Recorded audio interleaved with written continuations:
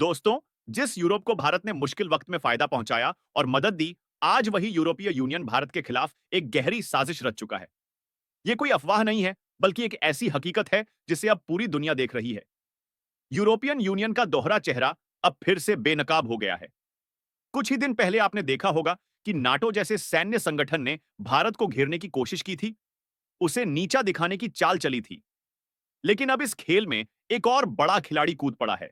European union, यानी 27 अमीर देशों का वह समूह जो खुद को विश्व का सबसे चतुर और ईमानदार समझता है। लेकिन जब बात भारत की आती है, तो इनका चालबाज चेहरा खुलकर सामने आ जाता है। भारत जो हमेशा से वैश्विक शांति और सहयोग की बात करता है, उसे बार बार घेरने की कोशिश होती रही है।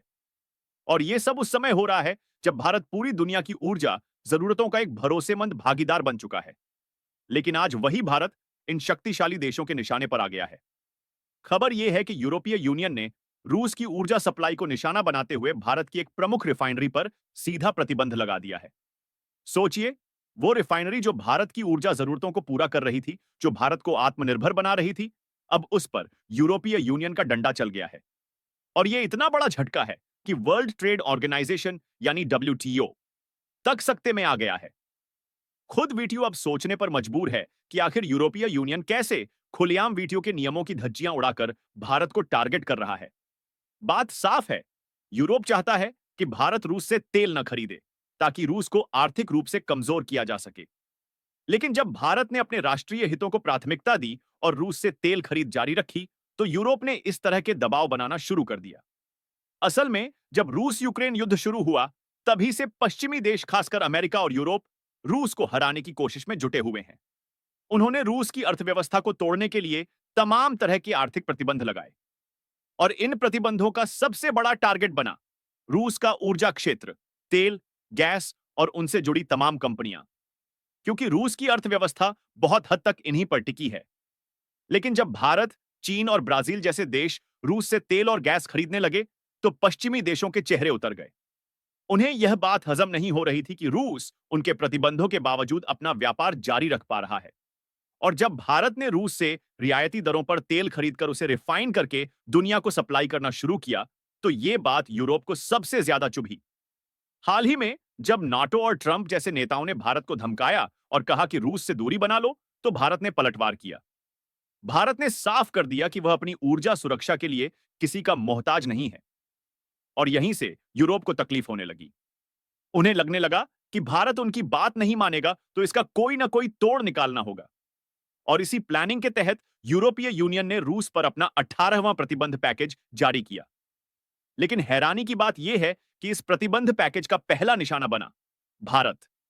यह सब जानबूझकर और एक रणनीति के तहत किया गया है। भारत की नायरा एनर्जी लिमिटेड, जो गुजरात के वडिनार में स्थित है, उसे यूरोपियन यूनियन ने अपनी प्रतिबंध सूची में डाल दिया और वजह बताई कि इसमें रूस की बड़ी कंपनी रोसनेफ्ट की हिस्सेदारी है। तो यानी अब रूस से जुड़ा हुआ कोई भी कारोबार, भले ही वह भारत में क्यों ना हो, यूरोपीय प्रतिबंधों की जद में आएगा। यह वही रिफाइनरी है जो भारत की दूसरी सबसे बड़ी रिफाइनरी मानी जाती है और इसकी क्षमता लगभग 20 मिलियन मीट्रिक टन प्रतिवर्ष की है। यहां हर दिन करीब 4.5 लाख बैरल कच्चा तेल रिफाइन होता है। और खास बात यह है कि इस रिफाइनरी में तैयार हुआ डीजल और पेट्रोल सिर्फ भारत में नहीं, बल्कि दुनिया के तमाम देशों में एक्सपोर्ट होता है। अब आप सोचिए, इस रिफाइनरी से क्या सिर्फ भारत को फायदा हो रहा था? नहीं, बल्कि यूरोप के तमाम देश भी इसका लाभ ले रहे थे। भारत इस रिफाइनरी में रशियन ऑयल को प्रोसेस करता था और फिर डीजल, पेट्रोल जैसे उत्पाद यूरोप को ही एक्सपोर्ट करता था। रिपोर्ट बताती है कि पिछले कुछ महीनों में भारत का पेट्रोलियम एक्सपोर्ट यूरोप के लिए 2,53,000% तक बढ़ गया। सोचिए कितना बड़ा आंकड़ा है। और यही कारण है कि यूरोप को भारत की यह तरक्की हजम नहीं हो रही थी। जब कोई देश तेजी से उभरता है, तो पुराने ताकतवर देशों को असुरक्षा महसूस होने लगती है। यही हो रहा है भारत के साथ भी।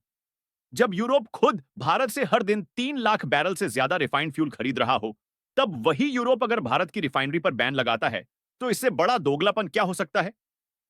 भारत की वडिनार रिफाइनरी पश्चिमी प्रतिबंधों का सीधा शिकार बनी और यह एक चेतावनी है कि अब भारत को इन वैश्विक ताकतों के साथ अपने संबंधों को नए सिरे से देखना होगा। यह कोई सामान्य घटना नहीं है, बल्कि एक संकेत है कि अब भारत को अपने व्यापारिक और कूटनीतिक रास्तों पर और भी सतर्कता से चलना होगा। भारत ने भी चुप बैठना ठीक नहीं समझा। भारत के विदेश मंत्रालय ने तुरंत बयान जारी कर दिया कि यूरोपीय प्रतिबंध भारत पर लागू नहीं होते और भारत किसी भी एकतरफा कार्रवाई का समर्थन नहीं करता। यह यूरोप के लिए पहला झटका था। उन्हें उम्मीद नहीं थी कि भारत इतने तीखे शब्दों में पलटवार करेगा। और इतना ही नहीं, भारत ने यह भी कह दिया कि ऊर्जा सुरक्षा पर समझौता नहीं किया जाएगा।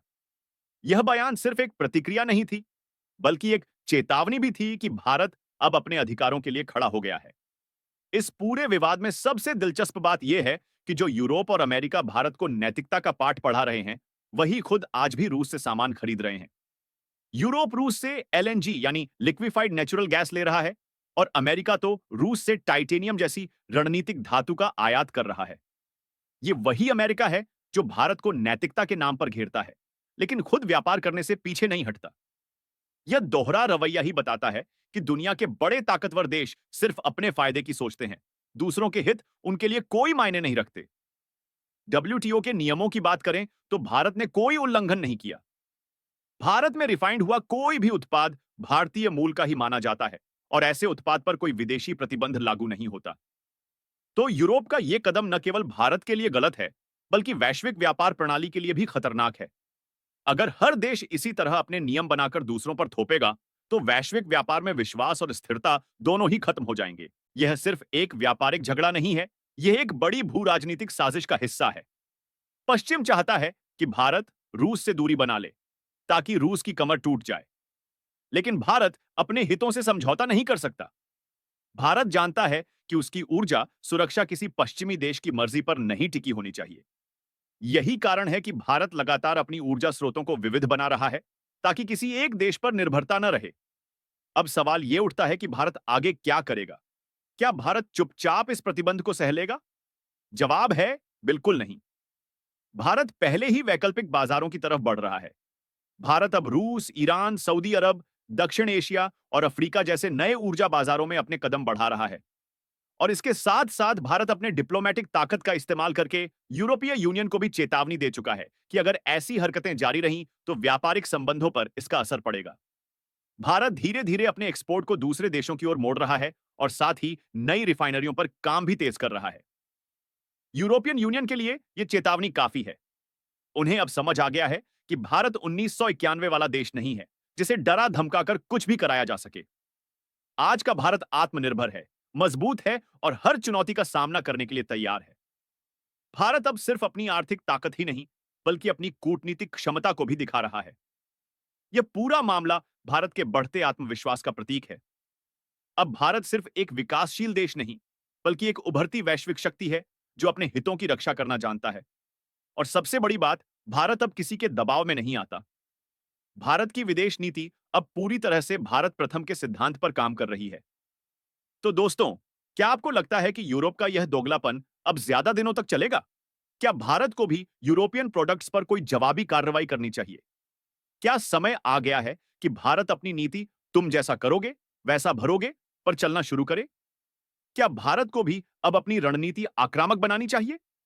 इन सब सवालों के जवाब सिर्फ सरकार नहीं, हम सभी को भी सोचने होंगे, क्योंकि आज जो हो रहा है वह सिर्फ नीति का विषय नहीं, बल्कि हमारे आत्मसम्मान से जुड़ा है।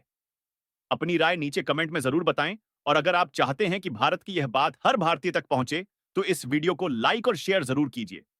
और अगर आप हमारे साथ ऐसी ही और नॉलेज से भरी बातें सुनना चाहते हैं, तो चैनल को सब्सक्राइब करके बेल आइकन जरूर दबा दीजिए ताकि अगला वीडियो आपसे मिस ना हो जाए। जय श्री राम।